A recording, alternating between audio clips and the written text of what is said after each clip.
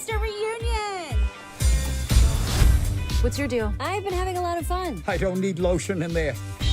Yeah, you do need lotion in there.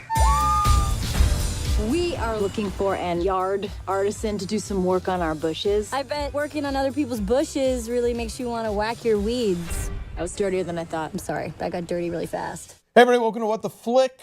Ben, Christy, Alonzo, Matt. Other movies are opening this weekend besides Star Wars The Force Awakens. It's kind of shocking, but as Tina Fey says, hashtag, you can see them both. Tell us about Sisters, Christy. You can see them both, and I kind of think you should see them both because this one's really, really funny. So Tina Fey, Amy Poehler play sisters, which they've been born to play. You know, they've been best friends for like 20 years, and their chemistry is just crackling. And so basically that is what keeps this movie afloat most of the time, is just how adorable the two of them are together. So Tina Fey is the older sister. Her name is Kate. She's kind of a mess. She's a single mom. She's a hairdresser. And Amy Poehler is her younger sister, Maura. She's the more responsible one, never had any fun when they were growing up. They find out from their parents, played by James Brolin and Diane Wiest, that they're going to sell their childhood home. So the two of them have to go back to Orlando and clean out their bedrooms, and they decide to throw one last wild bash to celebrate their past and change their futures. Take a look. Yes, I be a woman. I've been thinking, why? Will you not drink tonight so I can let my freak flag fly? I would love to. Whole crew got the juice, yo, came the truth. I heard you were having a party from someone who got invited. It's pretty sad. It's a snazzy bell. Well, thank you. Yeah, congrats on your wrestling championship. We need to say goodbye to this house, but we sure had fun here. You're the type of badass that I'm susceptible to. My safe word is keep going.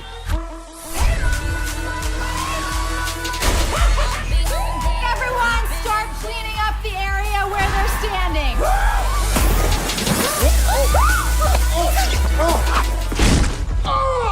Did you fall on something sharp? Yeah. It's my ballerina music box. It really is a beautiful melody. And we're done. Nope.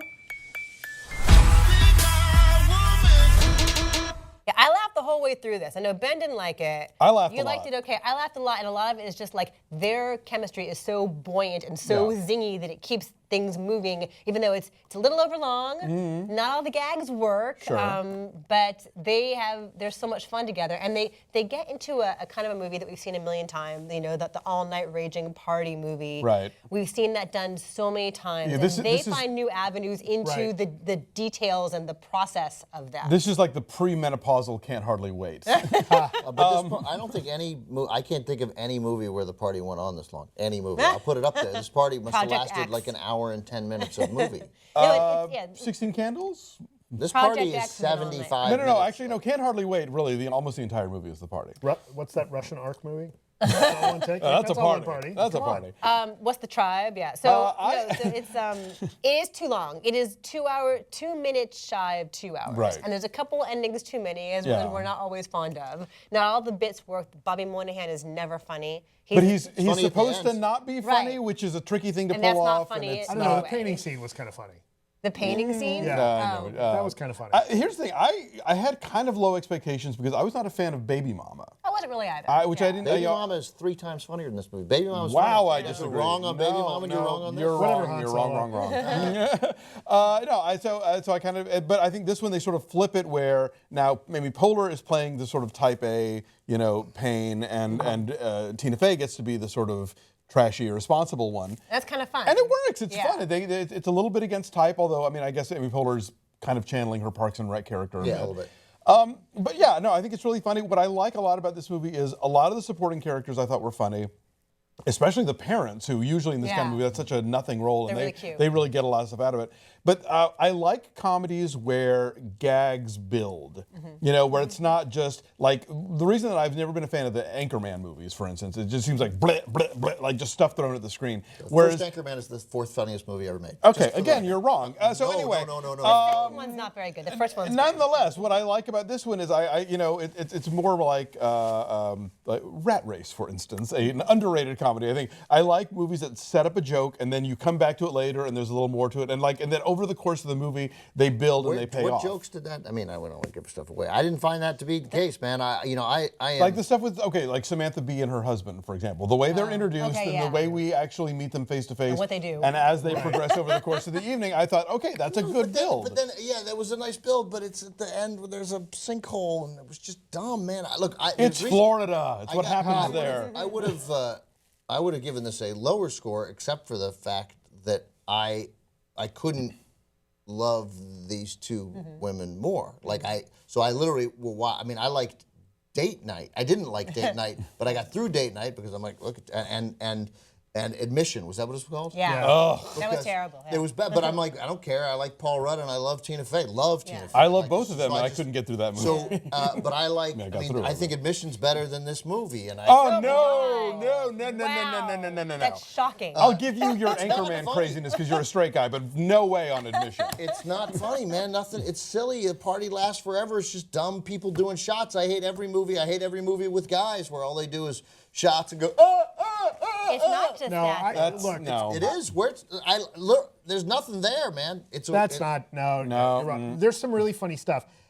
There's a point in this movie where you have to wait for them to get together, and then they decide that they're having this party, and the party starts off and it's kind of lame, and then somebody shows up and starts DJing, and that's when the party gets good. And at that point, that's when, for me, the movie got good. That's when, as the party ramps up, the more the party spins out of control, the funnier the movie gets. And then when it crashes out and the aftermath, like the end of that, there's too many endings. And it gets, it's like, oh, let's get schmaltzy, let's have an emotional moment. Yeah. Even that's not too mawkish, though. It's not cringe-inducing. There's just too many of them. It I felt agree. like it felt like Animal House 4 with the party. Like I got it, and then it was one thing, and the washer dryer overflows, and the tree falls, and there's a sinkhole, and there's pain. Like it just, and they fall through the ceiling. But I think they find a different spin on a lot of the gags. And I also want to point out, there's a few people in this movie that have limited screen time but still go a long way. Like John Leguizamo playing it a little bit smaller than he normally plays, and I think he's great. Maya Rudolph, very funny in this. Scene. Those are my favorite scenes. John Cena, surprise comedy MVP of 2015, John Cena. John Cena is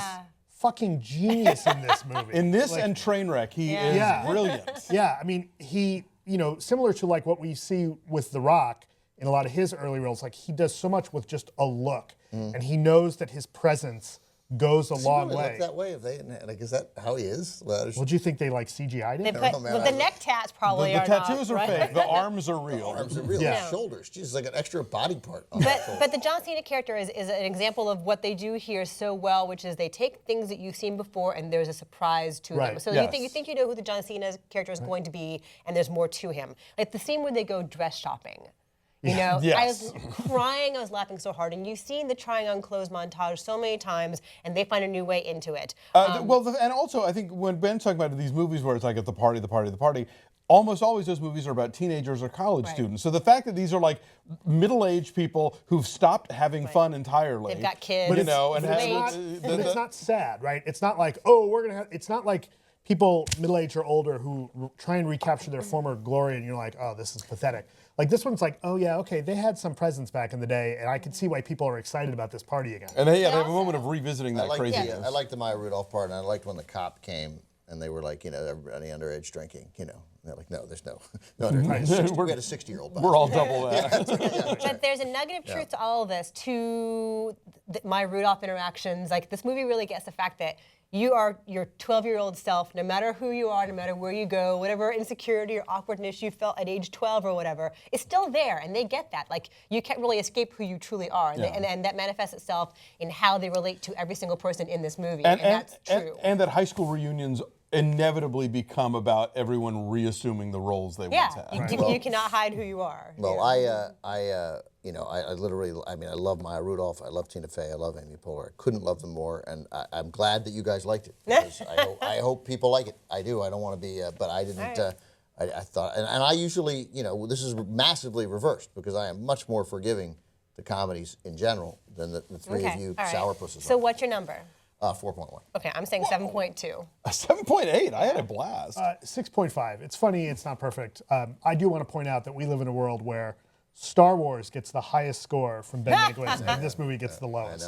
Dogs and cats living together. So if you try to get into Star Wars this weekend and you can't This is a lovely alternative. Right. Hashtag you should see them both. At 75% on the tomato meter. Bye. What are you going to go see the road ship? No, of course not.